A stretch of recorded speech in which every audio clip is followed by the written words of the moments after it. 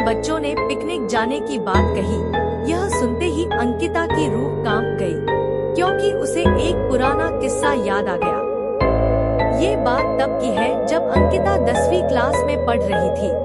एक दिन टीचर ने पिकनिक का प्लान बनाया था।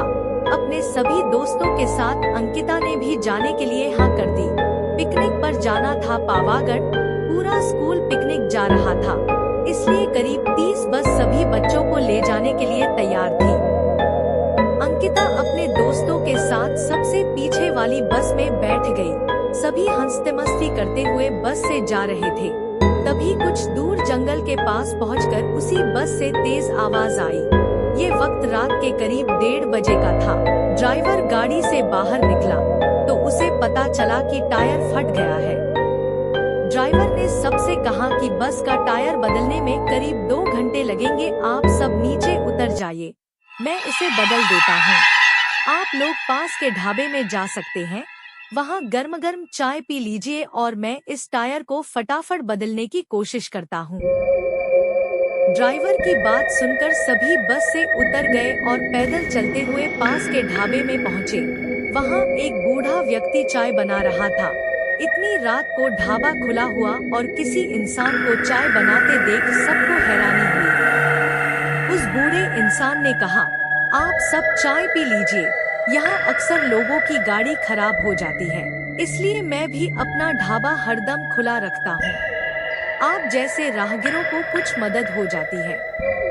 उनकी बात सुनकर सबने चाय का ऑर्डर दे दिया। उन्होंने कुछ ही देर में सबके लिए चाय बनाकर मेज पर रख दी।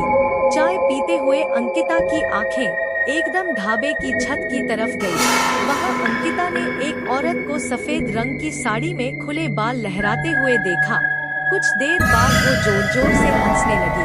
भले ही हंसने की आवाज किसी को सुनाई नहीं दे रही थी, लेकिन अंकिता ने उसे मुंह खोलकर हंसते हुए देखा था।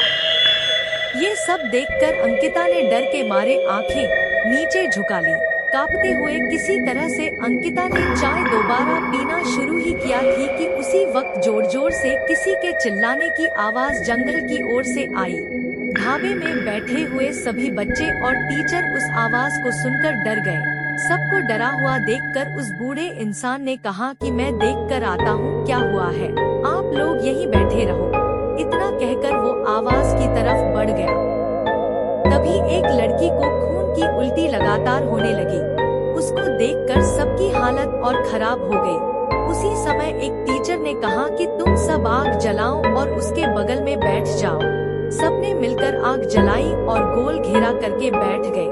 टीचर ने सख्त लहजे में सबसे कह दिया कि अकेले कोई कहीं नहीं जाएगा। वैसे भी सब इतना डरे हुए थे कि अकेले कहीं जाने की हिम्मत हो नहीं रही थी। आग के पास बैठे बैठे 3 बज गए। तब कहीं जाकर वो बूढ़ा इंसान जंगल से लौट कर आया। उसने सबकी तरफ देखा और कहा कि उस चीख को सब भूल जाना, नहीं तो जीना मुश्किल हो जाएगा। इतना कहकर वो ढाबे के अंदर चला गया। तभी ड्राइवर भी टायर बदलकर बस लेकर ढाबे के पास पहुंचा। सभी लोग भगवान का नाम लेते हुए उस बस में बैठ गए। टीचर ने बस में बैठते ही सबको कहा कि कोई एक दूसरे से बात नहीं करेगा, सीधे सब सो जाओ। टीचर की बात मानकर सब चुपचाप बस में ही सो गए। उसके बाद पिकनिक स्पॉट पर पहुँचे और करीब 1 हफ्ते बाद घूम कर आ गए। पिकनिक में किसी ने दूसरे बस के बच्चों से उस रात के बारे में कुछ नहीं कहा, क्योंकि टीचर ने मना किया। लेकिन पिकनिक से लौटते ही सबने अपने दोस्तों और दूसरी क्लास वालों को इस भूतिया घटना के बारे में बताया।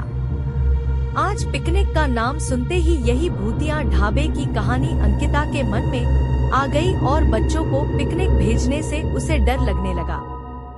कहानी से सीख, बीती घटनाओं को भूल जाना ही अच्छा है, नहीं तो जीवन भर वो घटना डराती रहती है।